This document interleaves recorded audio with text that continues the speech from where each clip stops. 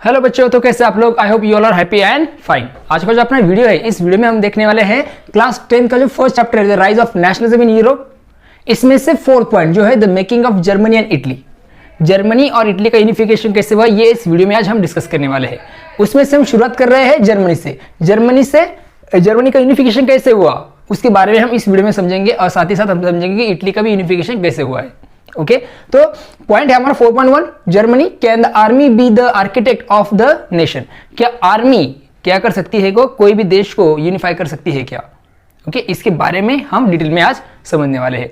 देखिए, ये पॉइंट शुरू करने से पहले थोड़ा सा मैं आपको बैकग्राउंड बता दूं। जैसे हमने लास्ट पॉइंट में, इसके पहले जो वीडियो है, वीडियो नंबर 10, अगर आप उसको देखेंगे तो आप अच्छे से समझ पाएंगे उसे, कि मैंने आपको बताया उसमें कि जो मोनार्च थे वो समझ चुके थे कि अगर हम क्या नहीं करेंगे, ये जो लिबरल्स नेशनलिस्ट है उनको हम कुछ कंसेशन नहीं देंगे या उनकी डिमांड्स को हम नहीं मानेंगे, तो फिर से ये जो साइकिल है रिवोल्यूशन की वो चलती रहेगी। Revolution repression, revolution repression, revolution होगा उसे दबाने का काम मोनार्क को करना पड़ेगा, फिर से रिवोल्यूशन होगा, फिर से मोनार्क को वही काम करना पड़ेगा। ये जो साइकिल चल रही है रिवोल्यूशन और रिप्रेशन की, उसे स्टॉप करने के लिए हमें कुछ ना कुछ कंसेशन देना पड़ेगा टू द लिबरल नेशनलिस्ट।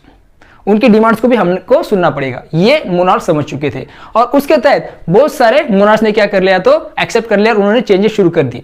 उन्होंने भी क्या कर दिया, तो बहुत सारे जो हम उसे कह सकते कस्टम ड्यूटीज उन्होंने कैंसिल करवा दी, सर्वड उन्होंने एबोलिश करवा दिया, बर्थ प्रिविलेज को उन्होंने कैंसिल करवा दिया। तो ये चेंजेस भी अभी होने लगे थे, मगर इसका बेनिफिट बाद में किसे होने वाला था? मोनार्क को होने वाला था। इसका बेनिफिट उन्हें क्या हुआ कि देखिए, अभी आप दिया है, आफ्टर 1848 नेशनलिज्म इन यूरोप, जो राष्ट्रवाद यूरोप में था, मूड अवे, वो दूर जाने लगा। किससे? तो from its association with democracy and revolution. ये जो नेशनलिस्ट थे, जो सपोर्ट करते थे डेमोक्रेसी और रिवोल्यूशन को, उस मेन कंसेप्ट से ये क्या होने लगे, दूर जाने लगे। इसका रीजन क्या था कि जो राजा थे, मोनार्क जो थे, किंग जो थे, मोनार्क जो थे, उन्होंने क्या कर लिया था, चेंजेस को एक्सेप्ट करना शुरू कर दिया था। उन्होंने जो बुरी चीजें हैं उन्हें कैंसिल करवाना शुरू कर दिया था, और इक्वलिटी बिफोर लॉ, ये सब चीजें उन्होंने लाई। सर्वडम को कैंसिल करवा दिया, बर्थ प्रिविलेजेस को कैंसिल करवा दिया। ओके, ये सब चीजें उन्होंने शुरू कर दी। तो इसकी वजह से ये जो नेशनलिज्म या फिर नेशनलिस्ट लोग थे यूरोप में, राष्ट्रवाद जो था, वो दूर जाने लगा डेमोक्रेसी और रिवोल्यूशन से, क्योंकि उन्हें लगने लगा कि अगर राजा ही ये सब कुछ कर सकता है तो डेमोक्रेसी की क्या जरूरत है। और वही फायदा किसे होने लगा, तो मोनार्क्स को होने लगा। और उसका ही फायदा किसने उठाया, तो कंजर्वेटिव्स ने उठाया, क्योंकि उन्होंने nationalist sentiment were often mobilised by conservatives for promoting state power.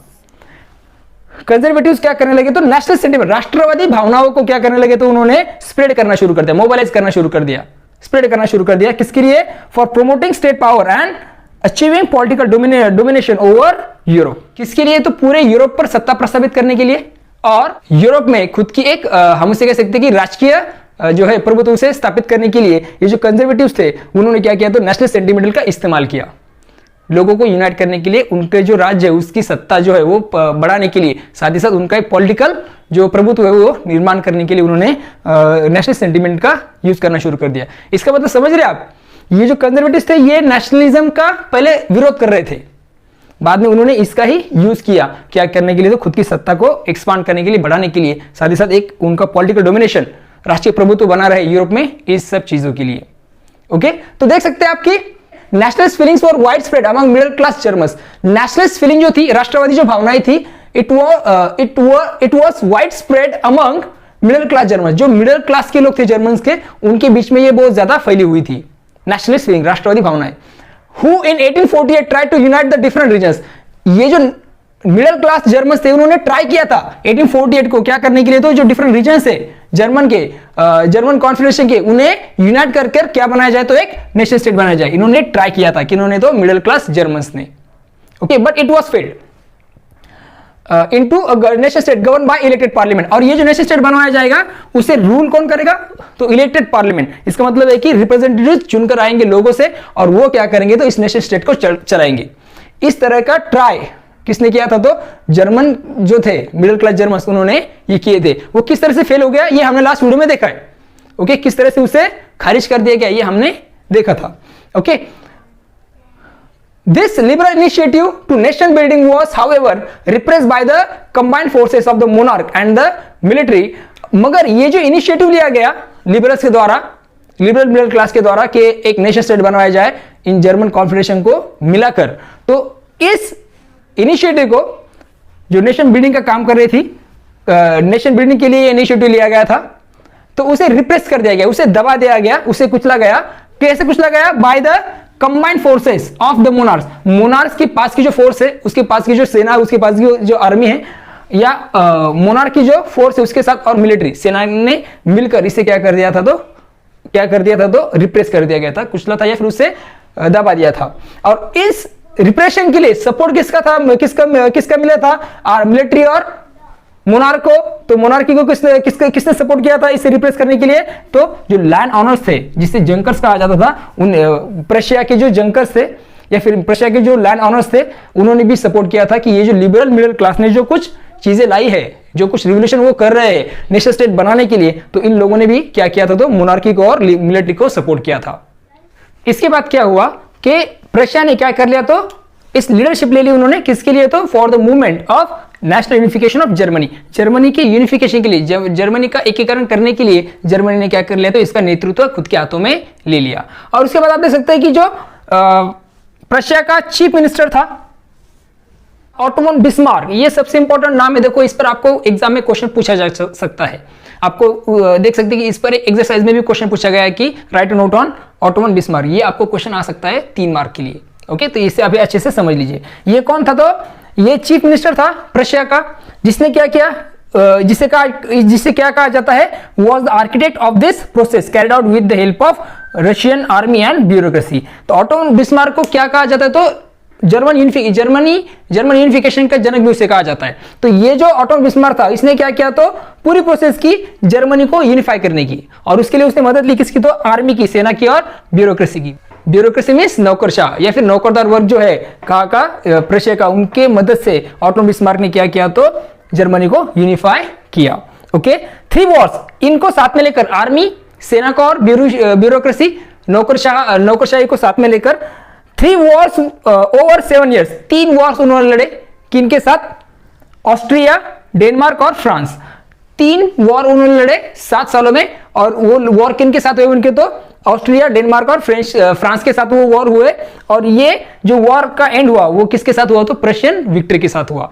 इसका मतलब प्रशिया ने सब चार्ज ले लिया जर्मनी को यूनिफाई करने का, और उसमें वो सक्सेसफुल भी रहे। और इसमें सबसे महत्वपूर्ण भूमिका जो रही वो किसकी रही? तो ऑटोमन बिस्मार्क की रही, जिसने सेना की मदद से और ब्यूरोक्रेसी की मदद से क्या किया? तो 3 वॉर लड़े 7 सालों में। और वो वॉर उसने लड़े ऑस्ट्रिया, डेनमार्क और फ्रांस के साथ। और प्रशिया को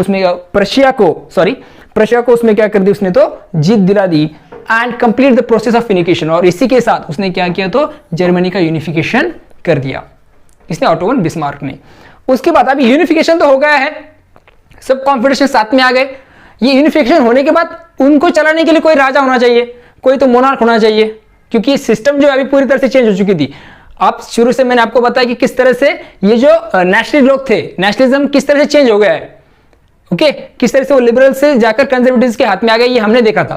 तो मोनार्क चाहिए, तो मोनार्क उन्होंने किससे बनाया? तो देखो, ऑन 18 जनवरी 1871 को एक असेंबली हुई comprising the princess of German state. जो असेंबली में सब जर्मन स्टेट के प्रिंसेस थे, राजकुमार, जर्मन स्टेट जो थे उनके राजकुमार, रिप्रेजेंटेटिव ऑफ आर्मी के प्रतिनिधि, साथ ही साथ इंपॉर्टेंट प्रशियन मिनिस्टर, महत्वपूर्ण प्रशिया के मिनिस्टर्स इंक्लूडिंग, और उनके साथ में कौन था? तो चीफ मिनिस्टर ऑटोमन बिस्मार्क। इसका मतलब चीफ मिनिस्टर ऑटोमन बिस्मार्क के साथ सब मंत्रीगण, जो इंपॉर्टेंट मंत्रीगण है, वो सब वहां पे जमा हुए। कहां पे जमा हुए? तो in the hall of mirror, the palace of Versailles. Versailles का जो हॉल ऑफ मिरर है वहां पर ये सब गैदर हुए, और they declare new German empire, जिसका हेड कौन रहेगा? तो कैसर विलियम फर्स्ट रहेगा ऑफ प्रशिया। प्रशिया का जो कैसर विलियम फर्स्ट है उसे उन्होंने क्या कर दिया? तो जर्मनी का एम्पायर घोषित कर दिया। इस तरह से जर्मनी का यूनिफिकेशन हुआ और उन्हें मोनार्क भी मिल गया, जो कौन था? तो कैसर विलियम फर्स्ट।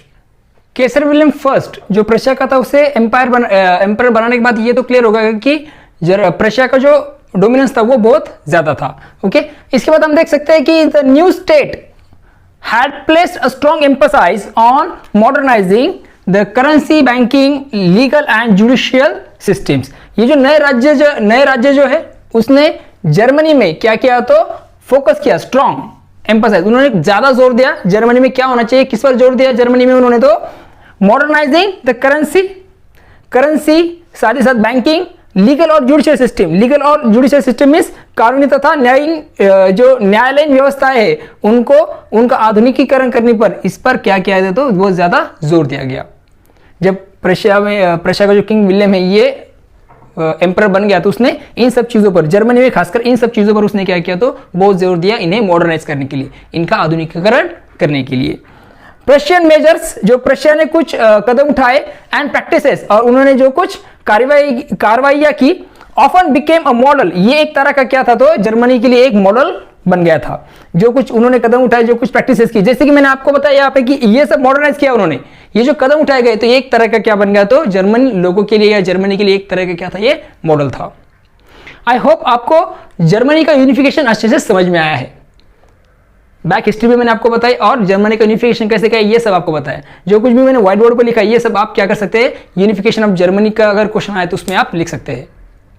ओके, तो सबसे इंपॉर्टेंट सूचना, अगर आपको वीडियो अच्छे लगते हैं तो चैनल को लाइक, शेयर और सब्सक्राइब करना मत भूलिए। अपने दोस्तों के साथ जरूर क्या कीजिए, अपने जो चैनल है ये शेयर कीजिए। तो फिर मिलेंगे नए वीडियो के साथ।